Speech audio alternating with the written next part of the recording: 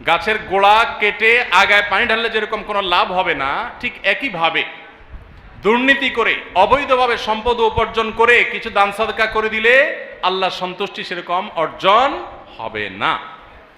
আপনি মানুষের চোখে ধুলি দিতে পারেন।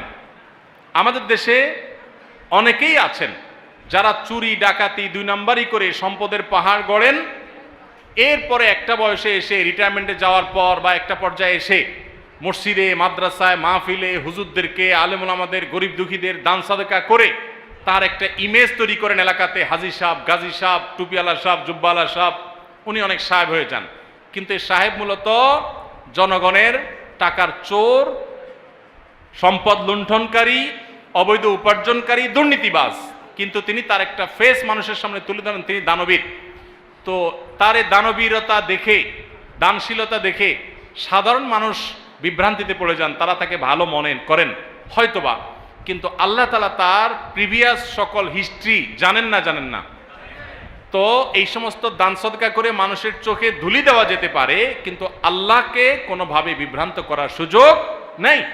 আল্লাহ সব কিছু জানেন বিধায় যে আল্লাহর কাছে শাস্তি এবং পুরস্কার, যে আল্লাহর কাছে জান্নাত এবং জাহান্নাম, সে আল্লাহকে কোনোভাবে এই দুর্নীতির টাকা দান করে খুশি করার কোনো সুযোগ নেই। এখন যারা বলছেন যে এই লোকটা দাড়ি টুপি রেখে তারপরে দুর্নীতি করছে, শুধু এই লোকটা করছে তা না, আমাদের সমাজে অনেক লোক আছে দেখবেন দাড়ি টুপি লাগাইয়া তারা দুর্নীতি করতেছে।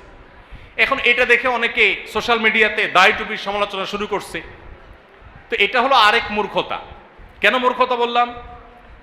দেখেন, 10 টাকার নোট জাল হয় না, 1000 টাকার নোট জাল হয়। যারা টাকা জাল করে 10 টাকার নোটের জাল করে? কত টাকার নোট জাল করে? কেন 1000 টাকার নোটের জাল করে? এটার ভ্যালু অনেক বেশি। যেটার ভ্যালু বেশি ওইটার জাল হয়, যেটা ভ্যালু কম ওইটার কি হয় না। দাড়ি টুপির ভ্যালু বেশি দেখেই তো চোর ডাকাতরা ওইটা নকল করে। দাড়ি টুপির মর্যাদা বেশি দেখেই চোর ডাকাতরা সেটা নকল করে। এখন 10 টাকার নোট যদি বলে যে ভাই আমার তো কোনোদিন জাল হলো না, ও 1000 টাকার নোট, তুমি খারাপ মানুষ এই জন্য তোমারে জাল করে মানুষ। 10 টাকার নোটের এই যুক্তি কি সঠিক না ভুল?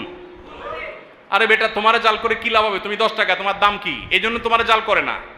1000 টাকার নোটের জাল করা হয়, সেজন্য এটা কি 1000 টাকার নোটের কোনো দোষ? 1000 টাকার নোটের জাল হয় সেজন্য কি 1000 টাকার নোটের মর্যাদা কমে? অতএব দাড়ি টুপির মর্যাদা বেশি দেখে সেটাকে জাল করা হয়, এই জন্য দাড়ি টুপির মর্যাদা কমবে। চিটাররা দাড়ি টুপি পরে চিটারি করে, ভোট চোর, তারপরে আপনার দুর্নীতিবাজ, ডাকাত, মানুষের সম্পদ আত্মসাৎকারী, বিভিন্নভাবে প্রতারণা যারা করে, বিভিন্ন সময় এরা অনেকে ধার্মিক সাজে। এরা হলো ধর্ম ব্যবসায়ী, এরা হলো ধর্ম ব্যবসায়ী।